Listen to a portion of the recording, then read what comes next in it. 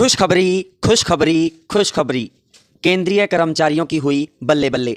सरकार ने 6% डीए बढ़ाने को दी मंजूरी। नमस्कार, मैं योगेश कुमार, आप सभी का स्वागत है हमारे अपने YouTube चैनल में। देश के लाखों केंद्रीय कर्मचारियों और पेंशनर्स के लिए मार्च 2026 में एक बड़ी राहत भरी खबर सामने आई है। केंद्र सरकार ने महंगाई भत्ते यानी डीए हाइक 2026 को लेकर मंजूरी देने की दिशा में कदम बढ़ाया है। बढ़ती महंगाई के बीच यह फैसला सरकारी कर्मचारियों की जेब पर सीधा और सकारात्मक असर डालेगा। हर 6 महीने में होने वाले इस संशोधन का सभी को बेसब्री से इंतजार रहता है और इस बार भी कर्मचारियों की उम्मीदें काफ़ी ऊंची हैं। डीए हाइक न्यूज़ 2026 के अनुसार सरकार इस बार महंगाई भत्ते में 5 से 6% तक की बढ़ोतरी कर सकती है। वर्तमान में केंद्रीय कर्मचारियों को 58% डीए मिल रहा है, जो बढ़कर 63% या उससे अधिक हो सकता है। इस बढ़ोतरी से न केवल कर्मचारियों की मासिक सैलरी बढ़ेगी, बल्कि पेंशनर्स को भी इसका सीधा फायदा मिलेगा। यह घोषणा आमतौर पर मार्च या अप्रैल के महीने में की जाती है और जनवरी से प्रभावी मानी जाती है। डीए हाइक 2026 महंगाई भत्ते में कितनी होगी बढ़ोतरी, चलिए जानते हैं। केंद्र सरकार के आंकड़ों और AICPI-IW इंडेक्स के आधार पर अनुमान लगाया जा रहा है कि इस बार डीए में करीब 5% की वृद्धि हो सकती है। अगर यह बढ़ोतरी लागू होती है तो मौजूदा 58% डीए बढ़कर 63% तक पहुंच जाएगा। यह बढ़ोतरी जनवरी 2026 से लागू मानी जाएगी, जिसका मतलब है कि कर्मचारियों को एरियर भी मिलेगा। इस डीए हाइक अपडेट को लेकर सरकारी महकमों में खुशी का माहौल देखा जा रहा है। हालांकि अभी तक सरकार की ओर से कोई आधिकारिक घोषणा नहीं की गई है, लेकिन सूत्रों के अनुसार कैबिनेट की बैठक में इस प्रस्ताव को जल्द मंजूरी दी जा सकती है। पिछले कई वर्षों के ट्रेंड को देखें तो सरकार आमतौर पर होली के आसपास डीए बढ़ोतरी की घोषणा करती है। कर्मचारी संगठन भी इस बार अधिकतम बढ़ोतरी की मांग कर रहे हैं और सरकार पर दबाव बना रहे हैं।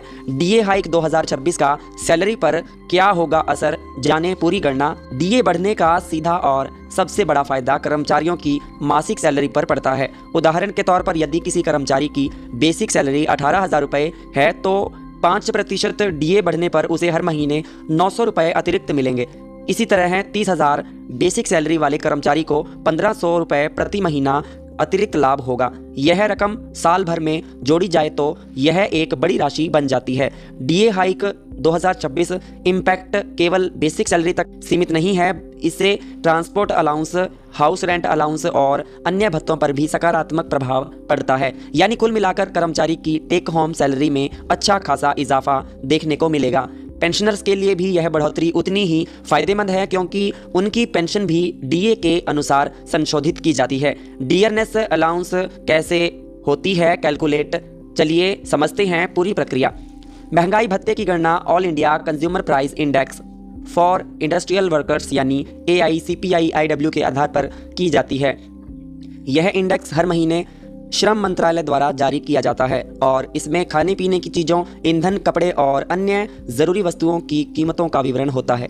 इन्हीं आंकड़ों के आधार पर यह तय किया जाता है कि आने वाले 6 महीनों में डीए में कितनी बढ़ोतरी होनी चाहिए। डीए कैलकुलेशन की प्रक्रिया पारदर्शी और तय फॉर्मूले पर आधारित होती है। AICPI-IW के 12 महीनों के औसत को आधार बनाकर डीए प्रतिशत निकाला जाता है। इस पूरी प्रक्रिया में कर्मचारी संगठनों की भागीदारी भी होती है। साल में 2 बार यानी जनवरी और जुलाई में डीए संशोधन किया जाता है, जिसकी घोषणा क्रमशः मार्च और सितंबर में होती है। डीए एरियर्स 2026 का भी मिलेगा लाभ, जाने कितनी मिलेगी रकम।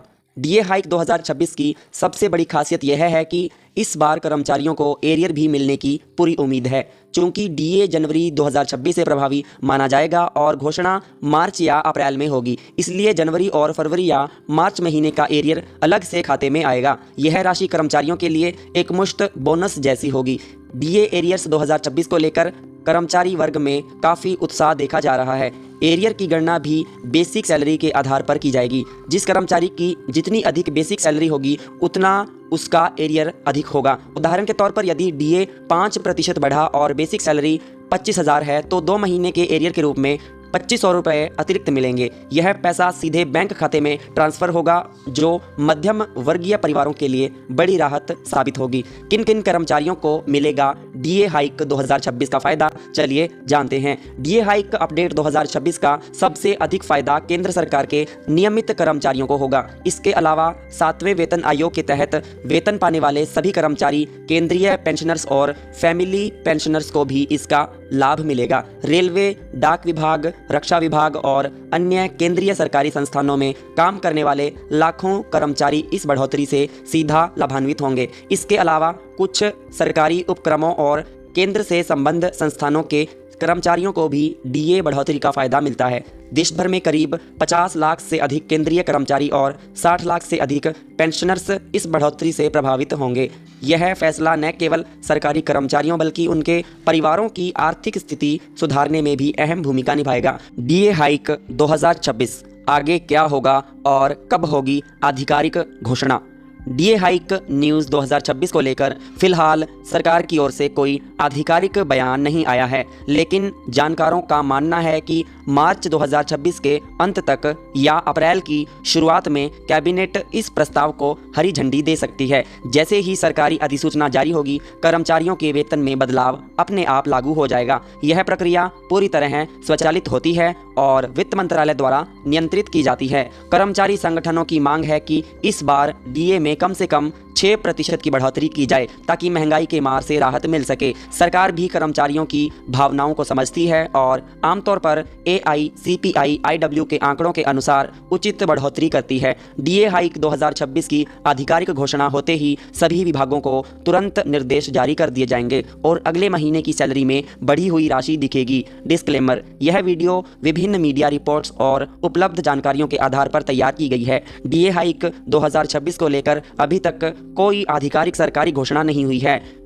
श्रोताओं से अनुरोध है कि किसी भी वित्तीय निर्णय से पहले सरकार की आधिकारिक वेबसाइट या संबंधित विभाग से जानकारी अवश्य सत्यापित करें। इस वीडियो में दी गई जानकारी केवल सूचनात्मक उद्देश्य से ली गई है। मैं उम्मीद करूंगा आप सभी को हमारी आज की वीडियो पसंद आई होगी। अगर आपको हमारी आज की वीडियो पसंद आई है, लाइक करिए, ज़्यादा से ज़्यादा इस वीडियो को अपने दोस्तों के साथ शेयर करिए और हमारे YouTube चैनल को सब्सक्राइब जरूर करें ताकि आपको ऐसी ही वीडियोज़ मिलती रहें। तब तक के लिए धन्यवाद। जय हिंद, जय भारत, जय श्री राम।